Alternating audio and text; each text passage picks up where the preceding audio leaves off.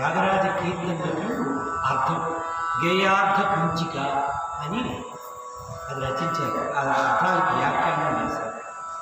దాంట్లో ఈ కీర్తనకి ఒక్కొక్క కీర్తన ఒక్కొక్క వారు ఏదో రాసేసుకుని నేను అంతా పాడేసుకోలేదు. ఆ కీర్తనలో చాలా అంతరార్థాలు మీనింగ్స్ ఉన్నాయి. వారు త్యాగరాజస్వామి వారికి కల్పన ఎలా వచ్చిందంటే, రాముడు, సీత, లక్ష్మణస్వామి ముగ్గురు ఉన్న మూర్తుల్ని చూశారు. చూడగానే మనం చూస్తాము, మనం నమస్కారం పెట్టుకుంటాం, వెళ్ళిపోతాం. వారిని రాముని ప్రశ్నేలే, లక్ష్మణస్వామిని సీతాదేవిని ప్రశ్నిస్తున్నారు. మీరు రాముని ప్రార్థించడం, రాముని రక్షించడం కాదు, వాళ్ళిద్దరినే ప్రశ్నిస్తున్నారు. పక్కన నిలబడి కొలిచే ముచ్చట బాగా తెలుపరాదా, నాకు తెలపండి. మీరు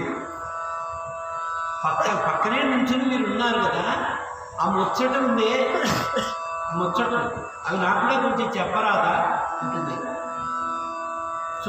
సీతమ్మ నువ్వు ఎలాంటిదాన్ని, చుక్కల రాయుని గేరు మోము. నీకు చంద్ర సహోదరి కదా ఆవిడ, సహోదరికి ఆవిడకి ఇంకా అందం, అద్భుతమైనటువంటి సౌందర్యం ఆవిడ. చుక్కల రాయుని గేరు, చుక్కల రాయుడు అంటే చంద్రుడు. మీకు తెలియదు కదా, మనం అందరికీ తెలియాలి కదా. చుక్కల రాయుని గేరు అంటే గేరు కాదు, మించినటువంటి అందం. చుక్కల రాయుని గేరు మోము గల సుధతి శ్రీమూర్తి సీతమ్మ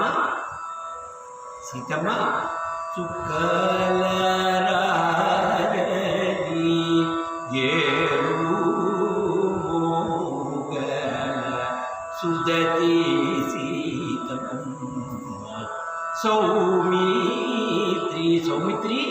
సౌమిత్రి అంటే లక్ష్మణస్వామి, సుమిత్ర కుమారుడు సౌమిత్రి.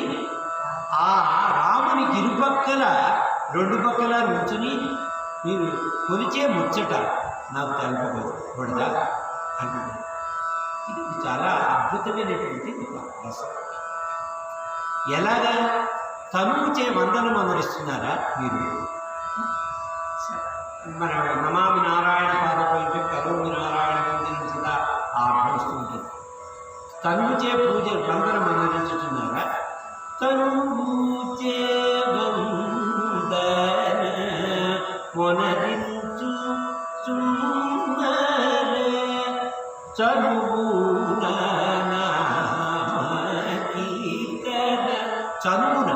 చాలా చాలా అన్యోన్యంగా నామ సంకీర్తన చేస్తున్నారా మీరు? ఏం చేస్తున్నారు? మనసున తలచి ఈయన చేసే పని అది, ఇవన్నీ ఈయన చేసే పనులే. మనసున తలచి మై మరచి, మనసున తలచి మైమరిచి ఉన్నారా? ఆయన యొక్క రూపలావణ్యాలు, ఆ సౌందర్యాన్ని తలుచుకుని మైమర్చిపోయారు. మీరు పక్కనే ఉన్నారు, మైమర్చి ఉన్నారా? నెనరున త్యాగరాజునితో, ఈ త్యాగరాజులతో ఈ మాటలు మాకు